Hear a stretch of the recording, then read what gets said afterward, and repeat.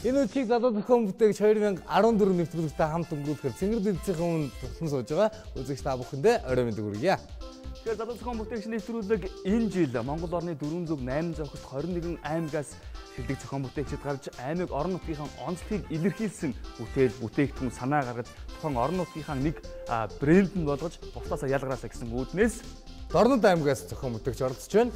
Дараагийн шинэ бүтээлтэд танилцахад бэлэн болсон байна. Хувийн дугаар 40 Дорнод аймагаас оролцож байгаа Тэлмэн ахлагчтай баг байна. Тэгэхээр Тэлмэн бол туршлагатай 2 тудаага оролцож байгаа оролцогчуд байна. Намайг Насмаа 90 Тэлмэн гэдэг Дорнод аймгийн Политехник коллеж сурдаг. Намайг Алтан Багана гэдэг би Дорнод Политехник коллежийн захиргааны техникчийн 2 дугаар курс оюутаа. Төгөлдөр гэдэг би Дорнод Политехник коллежийн Гагнуурын ангид сурч байгаа.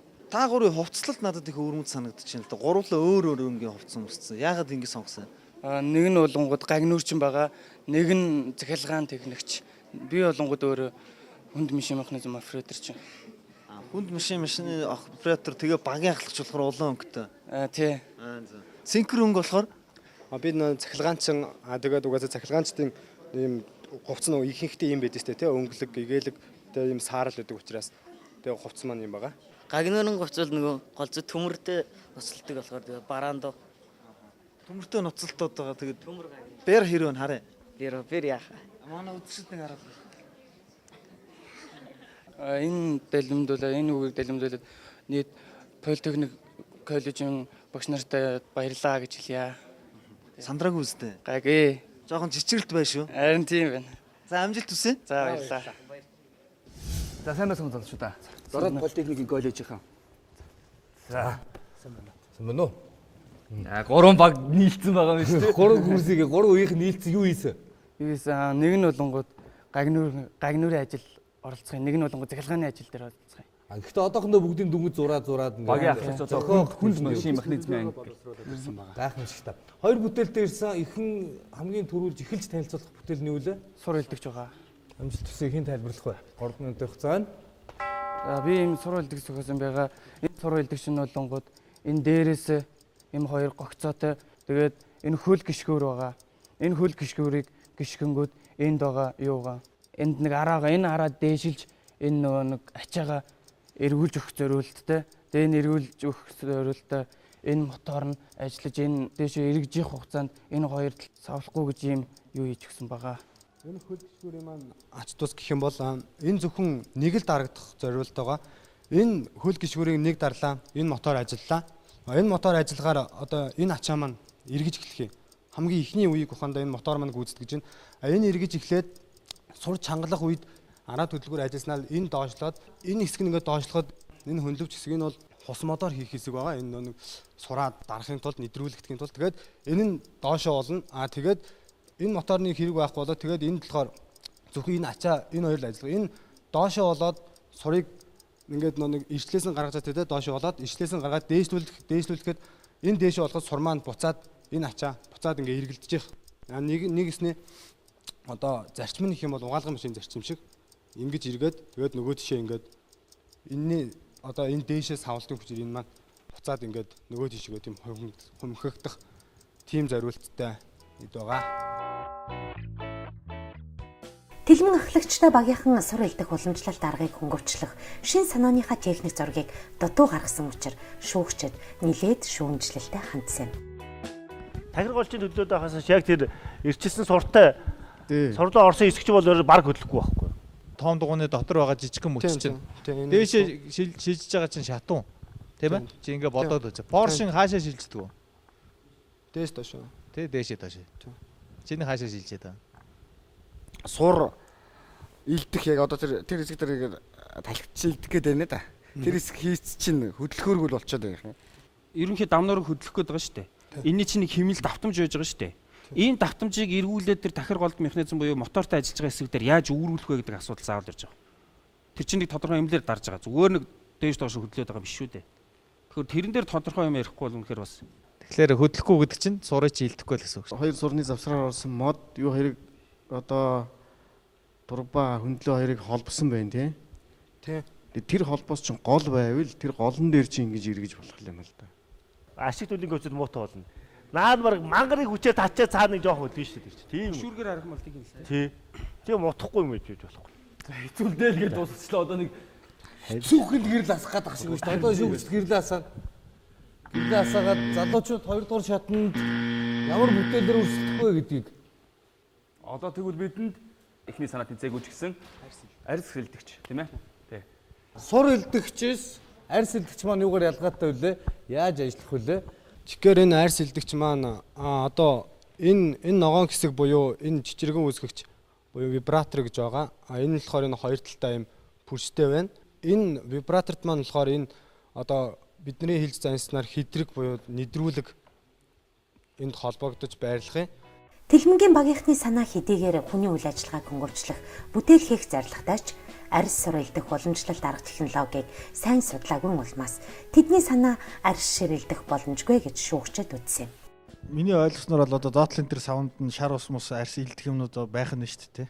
Шар ус тараг тэгээд нэг арьс одоо нэг илдэж явцад нэг шүүхтэй тийм юунууд бэлдэмэл гэж ярьчих тэр одоо тэднийг нь одоо нойдоо давсалж мавслах тийм бэлдэмлүүд нь болох нь тэр хоёр шараар тэмдэглэсэн тэр савнд байрлах юм. Миний харж ирсэн арьс илдэг аргаад өгөхлөөр шар устай одоо чиний дээр доотлолтоо савтаа шингэн байна шүү дээ. Одоо шар ус хийгээд ингээд давс мавс хийгээд ингээд хийцэн байгаа тий. Тэндээ арьс 7 хоног байлгаж байгаа, гаргаж ирж хатааж байгаа. Тэгээд илдэд зөөлрөлдөг байхгүй. Гэтэл чиний чинь нойтноор нэлдэх гэдэг юм. Тэр яг нэг тухайн үеийн арьс маань бол одоо нэг бэлтгэгдсэн арьс байгаа шүү дээ. Энийг илдэж явах явцад одоо эндээс хэрэглэгдэх юу вэ тийм ээ? Тэрийг арьсандаа юу яагаад одоо машинаа зогсоож байгаад арьсандаа цохируулах юм боломж. Шал өөр. Миний мэддэг технологи шал өөр технологи. Миний мэддэг технологи эхлээд нэг эдэлцсэн арьсыг хатааж байгаад илждэг. Гэтэл чинийх бол тэр илдэж явах явцдаа бас тэр шар ус янз бүрийн нөхөх нь шүү дээ. Тийм технологи юм. Ер нь бол одоо яг арьс яг илдэж байгаа энэ үйлдвэр арга илдэж байгаа энэ тэр доног төхөөрөмжийг харьцаж харсан уу?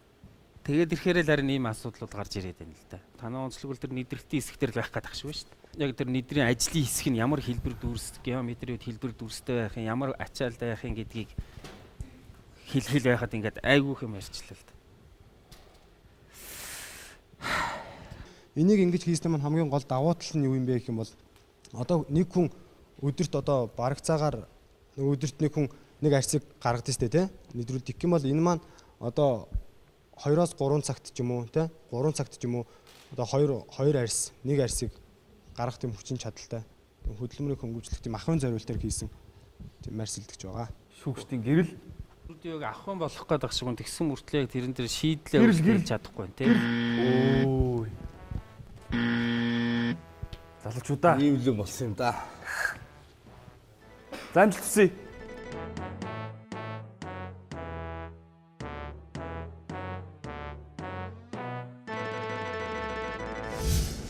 За тэгэхээр тэлмэн маань дөнгөцөө ороод гараад ирлээ. Юу болов? Харин жоохон алдаа гараад тэгээ жоохон тэнцсэнгөө. Чиний 2 жилийн оролцсон туршлага багийнхандаа ер нь нөлөөлсөн гэж бодож байна. Ер нь дараа жил дахиад оролцсондоо гэж бодож байна. Энэ механизмыг дахиж шинжилгээ жоохон өөрөөсөө дахиж оролцсондоо. Тэгэхээр эхний санаа сур элдэгчдэр шүүгч нар маань нилээд ач холбогдолч нилээ маргаан уссан шүү дээ. Тэр тал дээр та нарын алдсан алдаа юу байсан бэ? Би шүүгчний асуултны өмнө юм ярьж шүүгчний асуулт таарад тэгээ жоохон асуудал үүсээд хоёр талын моторны маань юу солигдоод явчихлаа харин тийм. За манай гагнуурч нилээн дугаа зогсоол байсан. Тэгээ шүүгчнэр ер нь чанга байна уу? Чанга юм. Дараа жил ямар бодолтой вэ? Оролцсон л гэж. За Монгол Базалт компани захирал ариун болд орчуулсан юм аа. Тэгэхээр дэлхийг өөрчилсөн энэ 100 санаанд дундаас та бүгд бас уншаад өөрсдийгөө нээж сорж тийм ээ. Магадгүй Монголыг биш юм аа гэхэд дэлхийг өөрчлөх 1000 санаа таагуураас төрөх болтугай. За баярлалаа. Дараа жилийн залуу зохион бүтээгч улсын уралдаанаар эргээд уулзцгаая. За тэгээ эргээ уулзцгаая. За баярлалаа. За баярлалаа. Дахиж оролцсноо. Дараа жил заавал оролцсноо. Өдөр та бүхэнд дахин сонирхуулъя. Монгол улсын 21 аймагаас тус бүрдэн шалгаруулалт явуулж нэгдүгээр шатны шалгаруулалтанд аймаг бүрээсээ шилдэг багууд төлөөлөн оролцож байгаа юм. Эдгээр шилдэг багуудад манай нэвтрүүлгийн ерхий эвентгч боломжийг олгож байгаа юм. Ерхий эвентгч бол 100 жилийн түүхтэй эрчим хүчний зохистой хэрэглээг түгээгч Schneider Electric компани, Монголын үндэсний худалдаа аж үйлдвэрийн тэнхим Monnis Group, мөн Монгол улсын засгийн газар GCI Progress, мөн манай нэвтрүүлэгтээ MyTech компани, Urban Jeans, мөн Монгол Базалт хамтран ажиллаж байгааг дуулгахад таатай байна.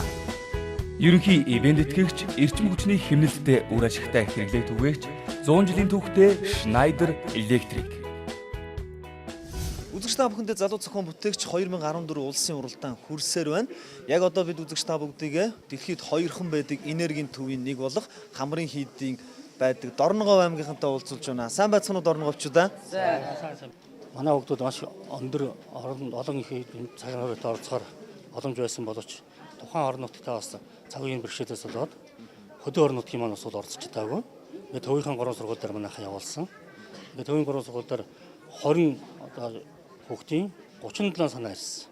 37 санаас одоо бүрэнхий одоо байгуулагдсан 8 шүгчийн өрөлдгөөнтэй багаас 3 баг 6 санаатай орж ирээд байгаа юм. 6 санаанаас хэдэн ногоон картыг харж байна? За энэ зургуулаад болох гэж бодчих. Тэр монголчууд амны үлгээ шалтгаан билэг гэдэг те. Зургуулаахаа л гэж бодчих. Бусад өрсөлдөгчнөрөө үе тэнгийн найз нөхдүүдэд хараад яг одоо өөрт чинь ямар сэтгэл төрж байна? Бусад аймгийнхын ер нь хэр хүчтэй байгаа юм шиг байна? Ер нь их хүчтэй. Тэгтээ бас биднээс илүү давнаа л гэж бодчих. Дорноговчуудын онцлог юу вэ? Онцлог бид нар эхийг бодож эхийг тунгаах онцлогтой гэж бодчих. Эхийг бүтээж, эхийг хийж, эхийг тунгааж бодсон, ирмэлцсэн эдгээр залуучуудаа бүгдээрэнд амжилт хүсье. Дорноговчууд 2014 залуу зохион бүтээгч улсын уралдаанд амжилттай оролцсон гэдэгт итгэлтэй байгаа шүү. Залуу зохион бүтээгчдийг дэмжигч Монголын үндэсний худалдаа аж үйлдвэрийн танхим. Залуу зохион бүтээгч улсын уралдааны 2014 оны энэ удаагийн дугаарт Монгол орны өнцөг булан бүрээс хүүхэд залуучууд залуу зохион бүтээгч нар маань хүрэлцэн ирж байна. Тэр дундаа говийн их тогшин худаг Данзан Аравжаагийн нутгаас хувийн дугаар 29 Адиа сүрмэн багийн ахлагчтай баг хүрэлцэн иржээ. Тэгээд та хоёрт орой мэндийг хүргэе. Баярлалаа. Өөрт нь ч гэсэн орой мэндийг хүргэе. За тэгэхээр үзэгч та бүхэн харж байгаа хаа энэ хоёр маань өөрсдийнхөө бүтээлийг зургаар тайлбарлахаас гадна жижиг макет хувилбарыг хийгээд ирсэн байгаа тийм ээ. Ямар сэтгэл төрж байна? Сэтгэл яах вэ? Сэтгэл бол маш өндөр байна. Залуу зохион бүтээгч уралдаанд анх удаа оролцож байхдаа маш их баяртай байна. Энэ уралдаанд оролцоод тэнцэнэ гэдэгтэй бол сэтгэлтэй байна. Сандраагүй үстэй. За тэгэхээр үзэгчдтэй болоод шүүгч нартай санаагаа таалагдтал тайлбарлаад гараад ирээрээ та хоёрыг би энд хүлээж ногоон карттай гарч ирнэ гэдэгт итгэлтэй байгаа шүү. За баярлалаа. Ажил сүрэнгийн багийнхны эхний санаа бол аяг цэвэрлэгч төхөөрөмж байлаа. Энэхүү санаа нь усан дотор мотор асаах үйлдэлтэй байсан. Хэдийгээр аяг угаах нь хүний үйл ажиллагааг хөнгөвчилж байгаа ч аюулгүй ажиллагааны үүднээс боломжгүй гэж үзсэн учраас шүүгчдээс энэ удаа дэмжлэг авч чадсангүй. Одоо тэдэнд хоёр дахь санаа болох сур харвааны харавсан сум зөөх төхөөрөмжийн шин шийдэлтэй л найдах үлдлээ. За сур харвааны хамгийн хол бай ойрын бай хоёр хэдэн алд ямар хэмжээтэй байдаг вүлээ? Сур харвааны хамгийн хол нь бол эрэгтэй сур байдаг. Эрэгтэй сур нь 75 м-т тардаг. Эмэгтэй нь бол 65 м тардаг.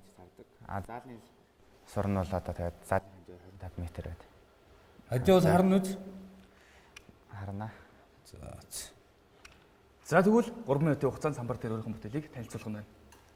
Сум зөөгч бүтээл маань энд иймд босоо шон байгаа. Энэ шонгоос шонд дамар байна. Энэ хооронд бол тороос хүйж өгнө. Энэ тороосыг одоо унжуулахгүй тулд энэ хооронд бол босоо ролик, тороосыг өргөж босоо роликууд барьж өгнө. Энэ босоо роликууд нь дэвс хэлбэрийн доод суурь нь одоо энэ дээрээс хасан зурган дээр тодорхой харагдана. Энэ дөрвөлжин суурьтай, дөрвөлжин суурийн нэг булан дээрээс бол одоо дээш бас босоо роликийг тогтоосон. Эднээс энэ газарт одоо хадаж талж тогтооно. Сумыг одоо их жил бид нэр дээр нь тавьж зөөж үзчихсэн эрмийн дамжуулгаар. Эрмийн дамжуулга маань тавьж үзэхэд одоо эрмийн дамжуулга маань өөрөө маш их удаан болох болж ирсэн учраас сумыг бол хамгийн эцсийн шийдэл бол доор нь зүүх юм энэ дэгээ хийж сумыг ишин доор нь булцуугаар нь зүүж дамжуулъя гэсэн шийдэл төрсэн. Энд бол мотор байна. Мотор нь эрдвэгтрийн хараанд харьцагдана. Одоо мотор бол 12 вольтээр ажилладаг мотор байгаа. Энэ бүтээлийн одоо давуу тал нь одоо 75 м-т өдөржин бол хүүхдүүд гүйж одоо сумыг авчирдаг. Тэрийг хөнгөвчлсөн. Энэ арай жоохон оновчгүй санагдаад байна. Хэвтэйгээрээ энэ юу чин дамар одоо юу байвал тэгэх юм бол чи Ермэнийхээ гадна талд үлгч чинь тэгээд ямар цаадгүй ингэж тойроо явна шин. Ингэж заа юу. Өөрөөр хэлэх юм бол дамар нуу чин босоогоороо биш. Энэ хэвтэйгээрээ наад хоёр чинь ийм байвал тэгээд илүү юу аах гэж бодоод байна шүү дээ.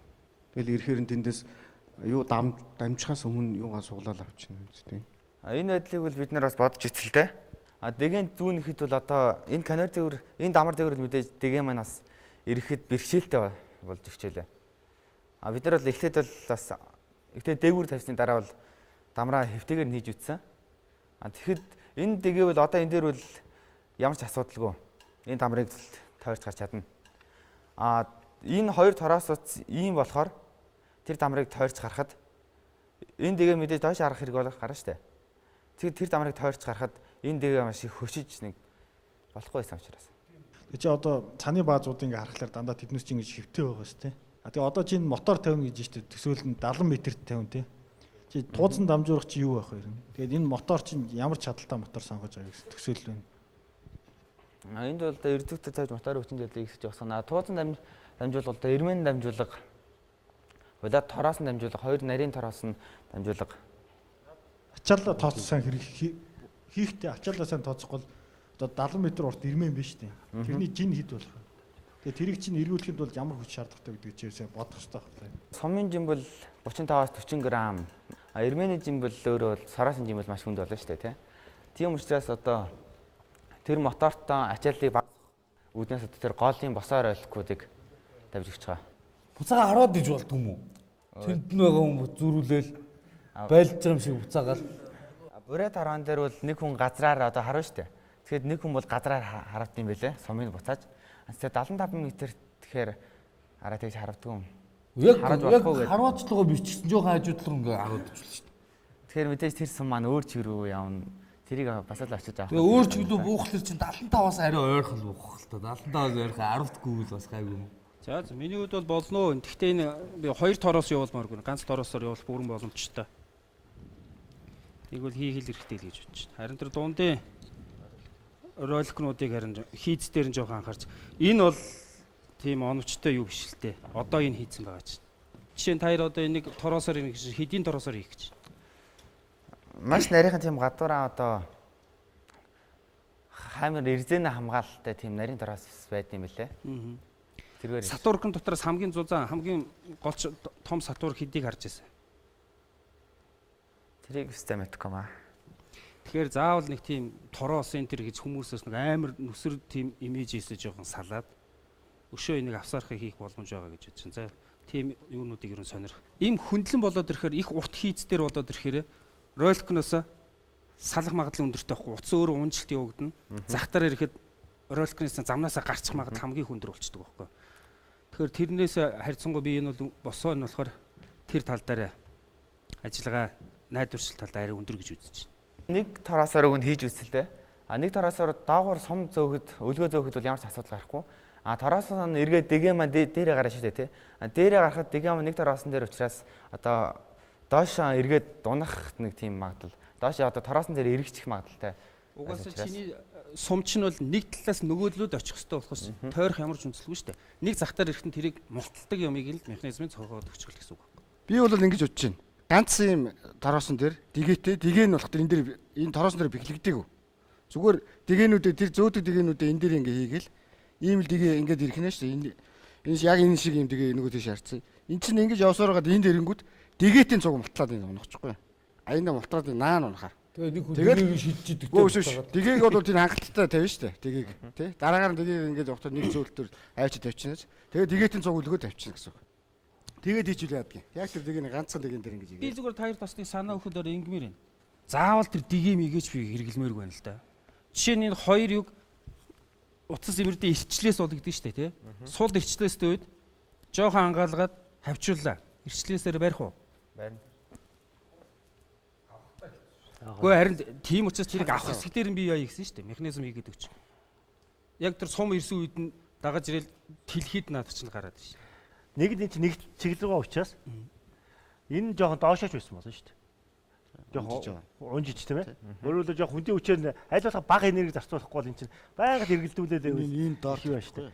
Тэгэхээр тэрсээдгүй ийшээ зөөх шаардлагагүй учраас ийшээ харавчж байгаа юм чинь эндээс нь жоохон хүндрүүлэгчтэй доош нь яг бол арай бага энерги эргэлдэн шүү дээ. Огт хийхгүй зүгээр ингэж анхан ийн гэдэг бол бас 70 км ингэж тэгэхээр яг бага энерги эргэдэг. Энэ жоохон өөрөөлөлттэй тавьчих нөгөөт нь бас зөвхөн бол энерги бага л хэрэглэх байна. За ингээд шүүгчдийн санаа бодлыг одоо бүгдээрээ хамтдаа гэрлээр харж Сур Харвааны сум зөөгч энэ бүтээл 2 дугаар шатны зүг юу гэдгийг харна. Гэрэл 1 ногоон, 2 ногоон, 3 ногоон. Заагаах. За танаа нутаг сум зөөгчтэй боллоо шүү дээ.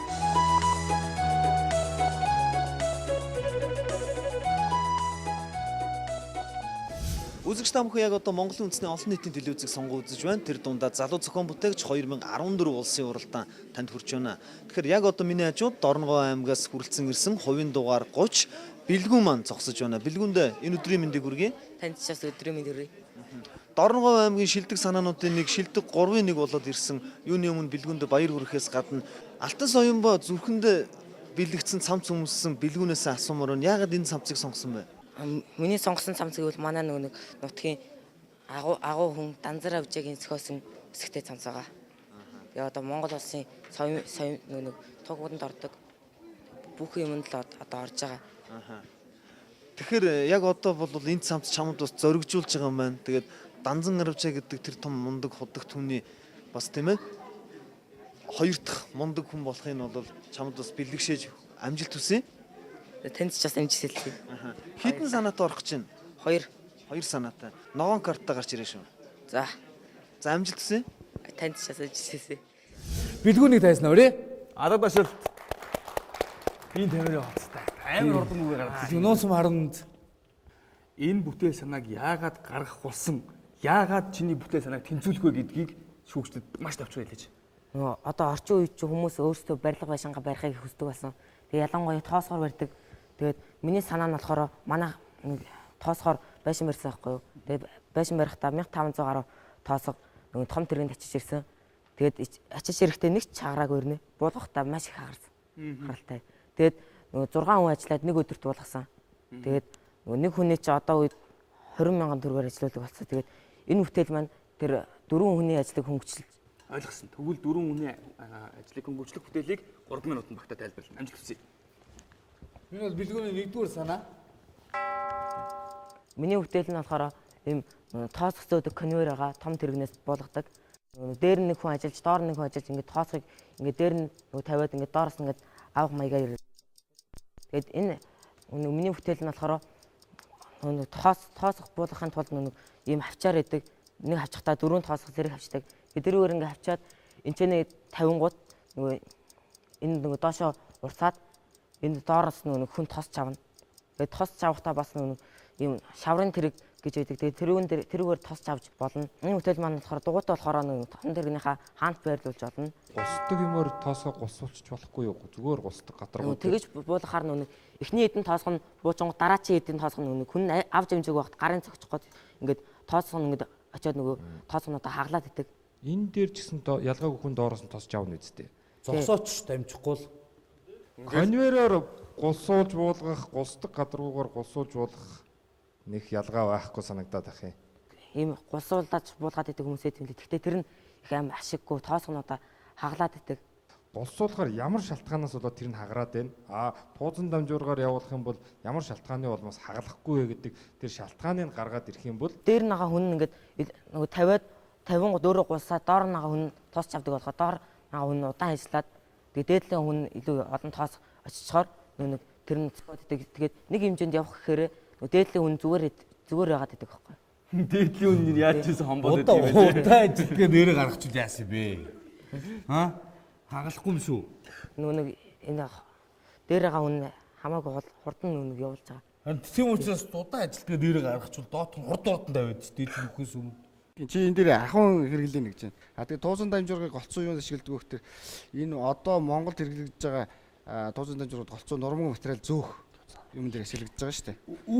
Зүгээр бас дээр цаана бараа материал зөөж байгаа бол маш их хэмжээний бараа материалыг зөөх юм тээвэрлэж эхэлж байгаа шүү дээ. Тэр бас нэг эдийн засгийн үр дүн бас тэр болгон харагдахгүй болов. Үгүй бол тэр тоосгож өөгөөд байдаг машин өөрөө чирээд явдаг юм аваа явдаг юм тийм хэрэглэл байхаас яг бүтээл төгж байгаа нэрийн хувьд бол би нэг оновчгүй байл гэж бодож байна. Бид бас яг туузан дамжуурга бас өөрөө бас энэ нэлээд өртөгтэй болдог л доо. Тэр их роликнууд дээр бол ролик өөрөө нэлээд үнэтэй явчихдаг. Магадгүй чи тэрийг кран шиг гараар дээрээс нь ингээд тавих юм бол бүр бага зардлаар буулгаж магадгүй. За ингээд шүүгчдийн үнэлгээ гаргахад бэлэн болсон байна. Эхний санаан дээр нэг боллаа. 2 улаан, 3 улаан. Нүрээ бидэнд 2 дахь санаа байгаа. 2 дахь санааг танилцуулахад мөн адил дүрм үйлчлэнэ. Түүний 2 дахь санаа болох олон нийтийн газар баг талбайд гадуур хувцс өлгөх зориулалтай тууцан үлгүүрнэ. Цахим удирдлагатаагаас гадна гүйдэг замтай байх гэд олон давуу талтай. Бэлгүүний санаа бүтээлээ тайлбарласны дараа хөндлөнгийн шүүгч Ганбат болон нэвтрүүлгийн ерөнхий шүүгч Ладаар Авсал хоёрын хооронд ширүүн маргаан дэглээ. Улгаан гарна марна гэж их сэрдээд нөгөө одоо үдч заавал үүдний нэгнийхээ урд хүн байхгүй болохгүй болдгоо болчихсон. Харин тэгэхээр чиний үлгүүр чинь болохгүй болчиход шүү дээ. Одоо ингээ эргэлдээд байдаг бол чи яг ирээд зогслоо. Би хажуудлын хувцсыг авчихсан шүү дээ. Химнэлт хаана гарах цалин дээр л гарна шүү тийм үү? Хүний энерги биш цалин дээр гарах байхгүй ойлгосон. Чиний нэг юм үлгүүр чинь 300 сая төгрөг хийчихэл та нэг юм зам юм тийм үү? Тэр үлгүүр дээр нэг хүн хэдэн сар ажиллах юм? Нэг үлгүүр дээр ажиллаж байгаа хамгийн багадаа 300 сая төгрөгийн цалин авна шүү. Тэгэхээр би бол чиний санааг бол хийлгээд үзээд дэмжих санал байна. Хамгийн гол асуудал юун дээр ихлээр тэр үлгүүр шүү дээ. Хүмүүсийн хувцснууд янз янз байгаа тий. Ачаал янз янз байгаа тий. Тэгэхээр тэр үлгүүрийнхээ шийдэл дээр л гой санаа гаргах. За гам шүүгчийн хэлдээд байгаа. Цалин дээр хэмт гарахын тулд би яг л өөрийнхөө хувцсыг авах хэрэгтэй. Тэгэхээр нөгөө эргэж байгаа эргэлт минь яг тухайн хувцсыг надад авчиж өгөх хэрэгтэй байхгүй. Би хажуугийн хувцсыг ингээд тонгоод авч болохооргүй. Яг л тухайн хувцс ирэх хэрэгтэй байхгүй. Хамгийн гол нь үлгүүрийн дээдл дээр л гоё толгоон дээр гоё шийдэл гаргаад хийх юм бол болно шүү дээ. Байна. Тийм учраас наач асуудал ингэж явсан шүү дээ. Яг эргэлж байгаа тухайн яг энэ хөшөөг нээгдэх асуудал нэг байж болно тийм үү? Эсвэл эргүүлэхгүй шүү дээ.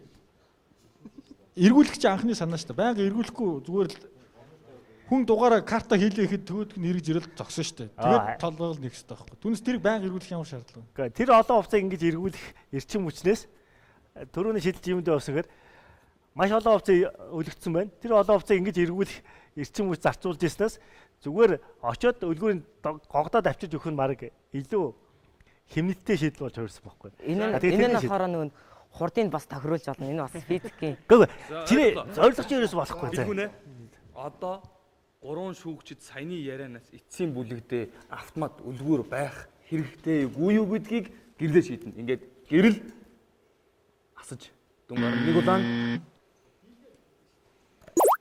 нэг ногоон. За бэлгүнэ зүгээрээ санаа бүтээлээ битээ орхиорой. Амжилт хүсье.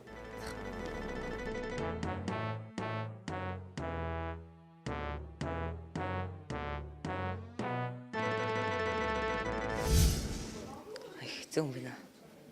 Юу нь? Хөчөөгч нартай заргалж болохгүй. Тайлбарлах гэхээр бас тайлбарлах боломж олгосон үү? Олцсон лөө. За яг гэхдээ эх жилийн залуу зохион бүтээгчд уралдаанд өшөө сайн санаатай өшөө дэлгэрүүлээд хүрээд ирээрээ. Эр хүн ч бас нэг хор шар гэж байх хэрэгтэй тийм ээ.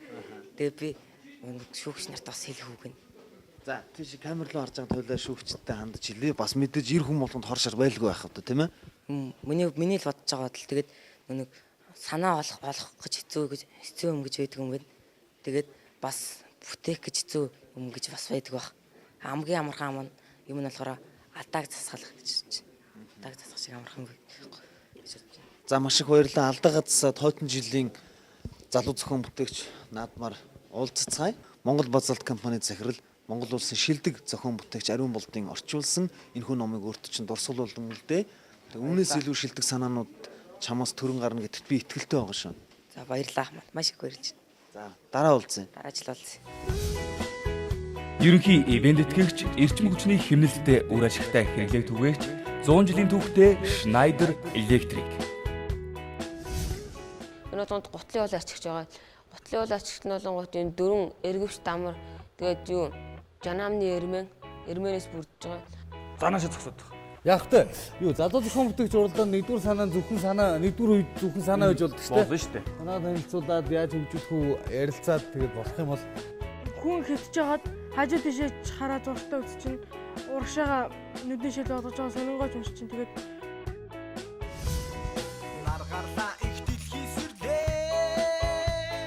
надад шинэ өглөөг авчирлаа